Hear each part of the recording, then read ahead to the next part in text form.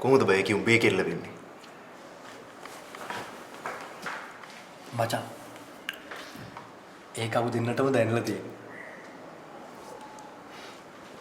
ඒ කිව්වේ ඒ කිව්වේ මචං කියන්නේ දෙන්නගේම ෆීලිංග්ස් එක වගේ දැනෙනවා. දැන් ඔබට හොඳටම ෂුවර්ද ඒකේ හිතේ එහෙම දෙයක් තියෙනවා කියලා? ෂුවර් බං. උඹ මේනේ ප්‍රශ්න අහන්නේ මචං. උඹ ලව් කරලා නෑ වගේ. ඈ දැන් උඹට මතකද උඹ ඒ කාලේ අනුත් එක්ක ලව් කරන කාලේ දැන් අනුදයා බලනකොට උඹට කොහමද දැනුනේ? උඹට මතකද? මතකයි.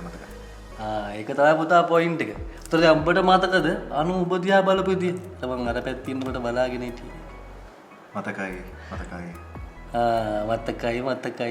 එහෙනම් පුතා එන්න ඕනේ හරිද මේ? පිස්සු නටන්න එපා මචං ඈ. උඹ එන්න ඕනේ මේක මේ මගේ ජීවිතේ වැදගත්ම කෑල්ලක්.